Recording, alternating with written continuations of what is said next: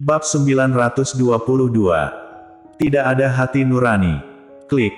Turunkan aku, Dedi jahat. Cepat turunkan aku. Aku mau mencari Momi. Terdengar jelas suara anak-anak dalam keheningan dari arah lorong.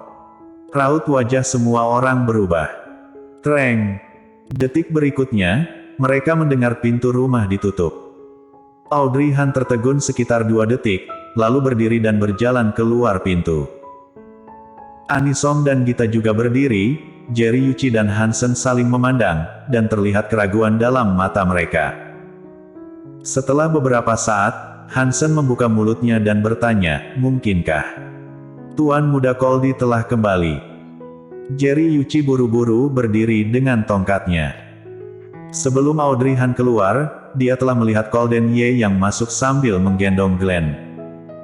Dia masih merasakan hawa dingin setelah kembali dari luar. Wajahnya yang tampan sedikit pucat karena kedinginan, tapi sosoknya masih tegap, bibirnya tipis tertutup rapat. Dia seperti tidak bisa merasakan dingin. Yang paling penting adalah mata kirinya tampak berwarna hijau kehitam-hitaman. Glenn dipeluk dengan satu tangan, seperti anak ayam kecil. Lepaskan aku, Dedi jahat. Glenn ingin turun dan berjalan sendiri sejak dia berada di luar, tetapi tidak peduli seberapa keras dia berusaha, Kolden Ye tidak melepaskan tangan yang memeluknya.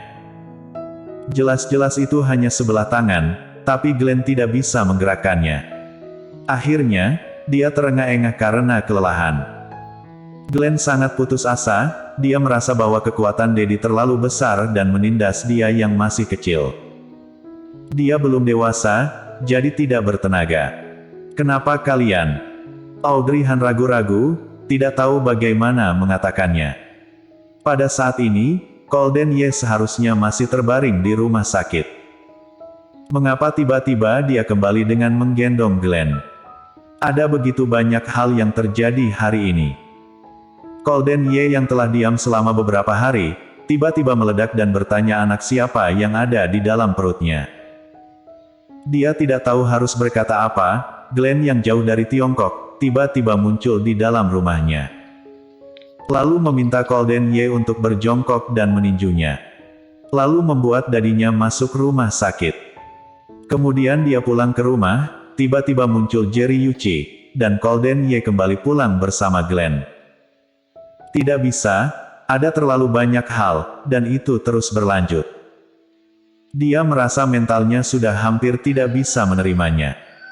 Audrey Han menggelengkan kepalanya dan mengulurkan tangan untuk menekan kepalanya. Dia terus merasa apa yang terjadi hari ini bukanlah kenyataan.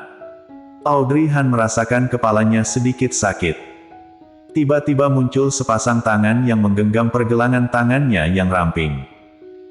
Audrey Han berhenti, mengangkat kepala dan melihat Kolden Ye yang berjalan di depannya, mengulurkan tangannya dan menggenggam tangannya dengan tangan yang tidak menggendong Glenn dan menarik turun tangannya. Kemudian tangannya yang besar menggantikannya, dengan lembut menggosok tempat di mana Audrey Han baru saja menekannya. Sakit. Kolden Ye membuka mulutnya dan suaranya terdengar serak. Suaranya yang serak dan dinginnya ujung jari Kolden Ye menarik Audrey Han kembali ke dunia nyata. Dia menatap orang di depannya dengan tatapan kosong, dan akhirnya menyadari bahwa semua yang terjadi malam ini adalah nyata. Momi, ada apa denganmu? Glenn yang awalnya masih melawan Kolden Ye, tiba-tiba ketika dia mendengar pertanyaan Kolden Ye pada Audrey Han, tangannya yang kecil berhenti. Dia menatap cemas dan bertanya pada Audrey Han. Ayah anak secemas ini padanya, Audrey Han merasa dirinya mendapat kejutan, hidungnya masam. Dia menggelengkan kepala, tidak apa-apa. Kenapa kamu kembali? Bukankah kamu terbaring di rumah sakit? Terdengar suara Anisong dari arah belakang.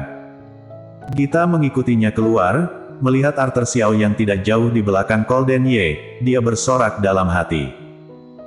Dia dengan cepat berlari ke arahnya, lalu bersembunyi di belakangnya.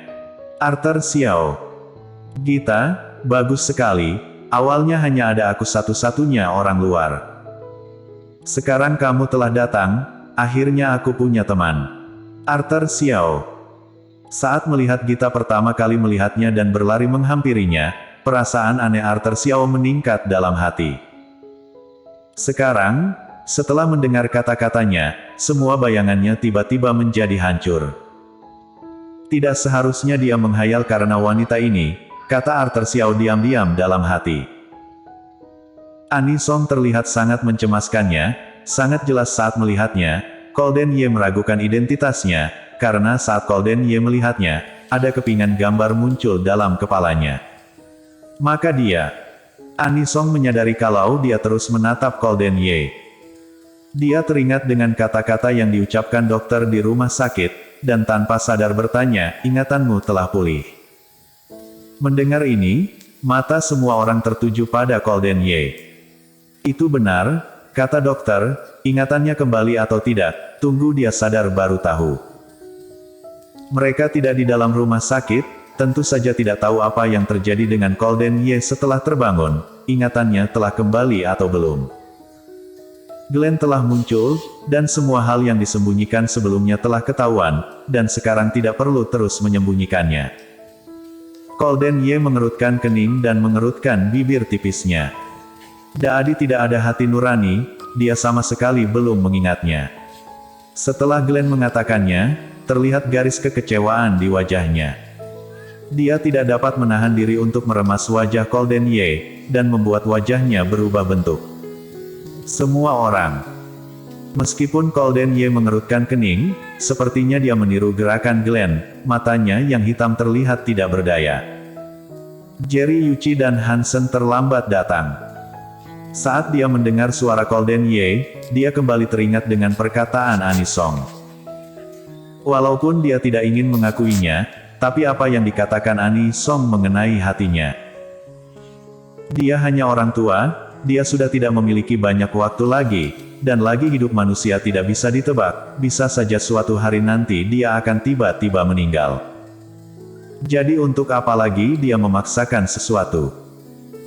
Jerry Yuchi bahkan berpikir, jika Golden Ye mengingat semuanya maka terserah apa yang mau dia lakukan. Asalkan dia masih mengakui dia kakeknya ini, sudah cukup. Tentu saja, ini baru saja terpikirkan oleh Jerry Yuchi, tidak ada yang tahu. Setelah mendekat, Jerry Yuchi langsung melihat Golden Ye menggendong seorang anak kecil dalam pelukannya. Dia terlihat seperti Golden Ye berusia sekitar 4 atau 5 tahun. Jerry Yuchi tertegun, dan menatap Hansen di sampingnya tanpa sadar. Hansen juga kebetulan melihat anak itu. Hanya saja sekarang Glenn sedang meremas wajah Golden Ye, jadi mereka hanya bisa melihat bagian belakang kepala Glenn, bukan wajah depannya. Tapi Jerry Yuchi telah mempunyai sebuah pemikiran dalam benaknya. Dia menatap bagian belakang kepalanya yang kecil, wajah Golden Ye telah berubah bentuk, tapi dia masih tidak marah. Sebaliknya dia terlihat tidak berdaya. Mungkinkah Jerry Yuchi? Apakah ini anak Golden? Tidak, bagaimana mungkin? Saat itu, dia telah meminta orang menyelidikinya. Dia tahu meskipun kedua orang ini telah bersama untuk waktu yang lama, tapi mereka terlihat selalu terpisah satu sama lain, dan lagi mereka belum memiliki anak. Jadi dia langsung memisahkan keduanya dengan kejam. Tapi sekarang, anak yang tiba-tiba muncul ini, anak siapa? Glenn meremas-remas wajahnya, tiba-tiba merasakan ada yang menatapnya dari belakang punggungnya. Dia menghentikan gerakannya, dan perlahan menoleh ke belakang. Bersambung.